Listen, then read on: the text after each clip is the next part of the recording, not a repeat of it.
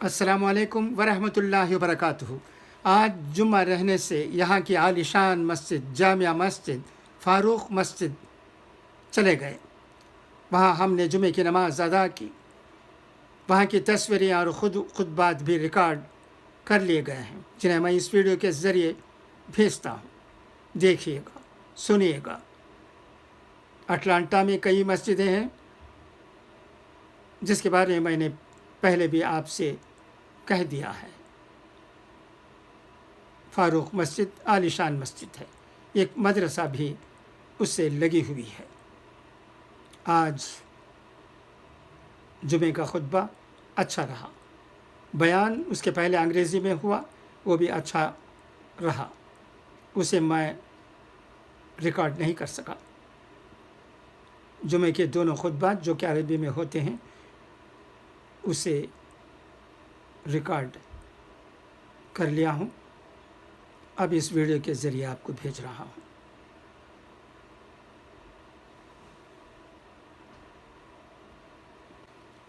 यहाँ के मदरसों के सिलसिले में मेरी जानकारी कम है। किन से मदरसों के बारे में ठीक तरह से मालूमात हासिल फराहम हो सकते हैं, इसके बारे में सोच रहा हूँ।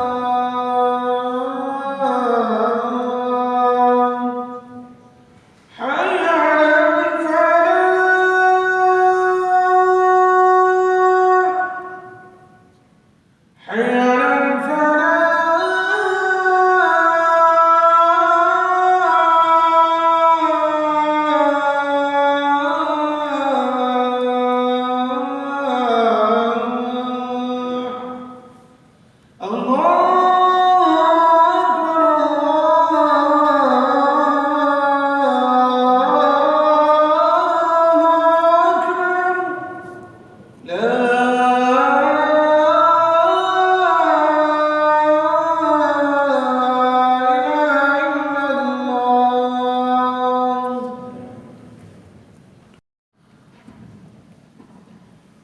لله الذي أنزل على عبده الكتاب ولم يجعل له عوجا قيما لينذر بأسا شديدا من لدنه ويبشر المؤمنين الذين يعملون الصالحات أن لهم أجرا حسنا. الحمد لله الذي جعل التوازن في الإسلام أمرا معلوما ومنهجا مرسوما. أحمده سبحانه بما هو له أهل من الحمد وأثني عليه وأؤمن به وأتوكل عليه. من يهده الله فلا مضل له ومن يضلل فلا هادي له. ونشهد أن لا إله إلا الله وحده لا شريك له أمر عباده بالعدل والإحسان وجعل في التوازن صلاح حياة الإنسان. ونشهد أن سيدنا ونبينا ومولانا محمدًا عبد الله ورسوله أرسله ربه بالهدى والنور وزاده بالتوازن في كل الأمور. اللهم صل وسلم وبارك عليه وعلى آله وأصحابه والتابعين لهم بإحسان إلى يوم الدين. أما بعد فيا عباد الله، وتعاونوا على البر والتقوى ولا تعاونوا على الإثم والعدوان واتقوا الله إن الله شديد العقاب.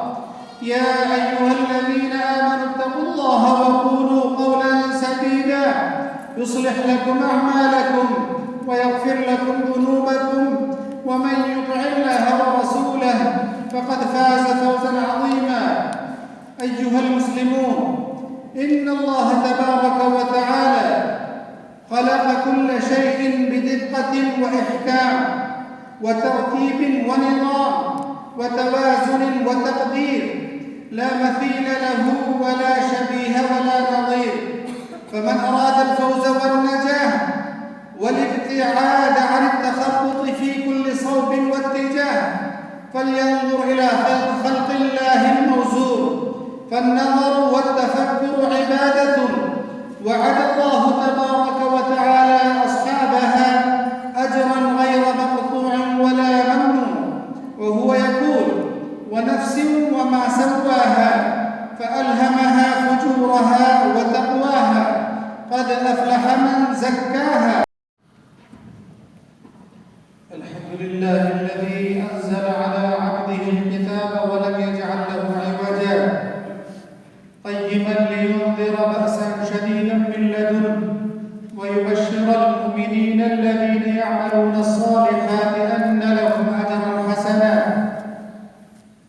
الحمد لله الذي جعل التوازن في الإسلام أمرا معلوما ومنهجا مرسوما. أحمده سبحانه بما هو له أهل من الحمد وأثني عليه وأؤمن به وأتوكل عليه. من يهده الله فلا مضل له ومن يضلل فلا هادي له.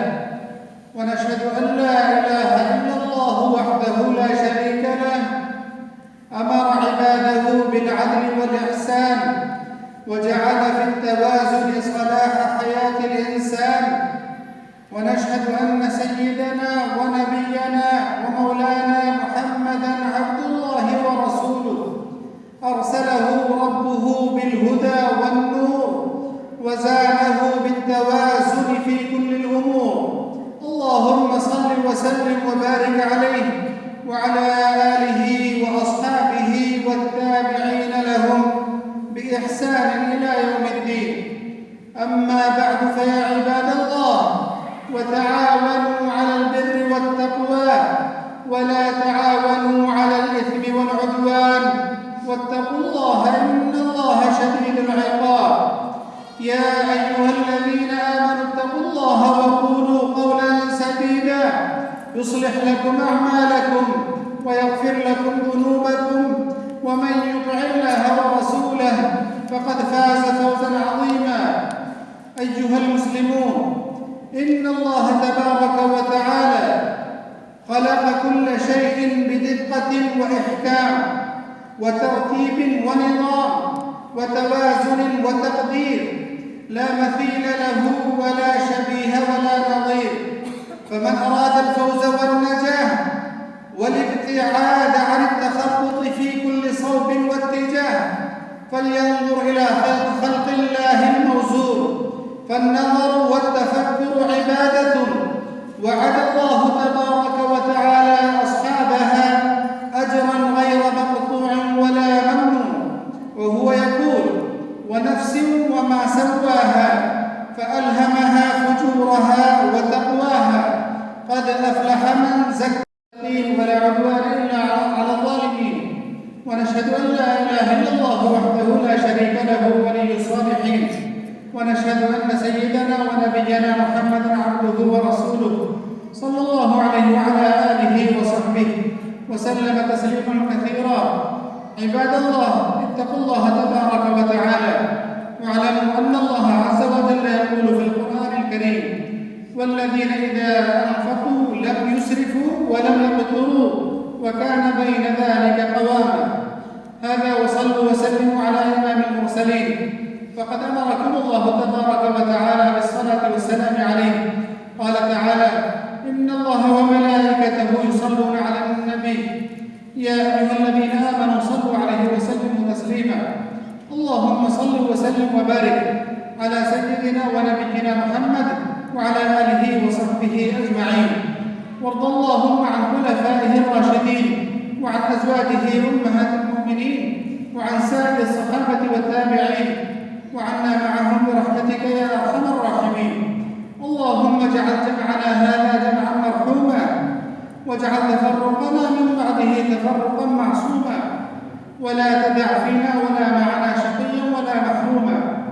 اللهم إنا نسألك الهدى والتقى والعفاف والغنى. اللهم إنا نسألك أن ترزق كل منا لسانا صادقا ذاكرا، وقلبا خاشعا منيبا، وعملا صالحا زاكيا، وعلما نافعا رافعا، وإيمانا راسخا ثابتا، ويقينا صادقا خالصا، ورزقا حلالا طيبا واسعا يا ذا الجلال والإكرام. اللهم اغفر للمؤمنين والمؤمنات والمسلمين والمسلمات الأحياء منهم والأموات، إنك سميع قريب مجيب الدعاء. عباد الله، إن الله يأمر بالعدل والإحسان وإيتاء ذي القربى وينهى عن الفحشاء والمنكر والبغي يعظكم لعلكم تذكرون. ولذكر الله أكبر، والله يعلم ما تصنعون. وأقم الصلاة.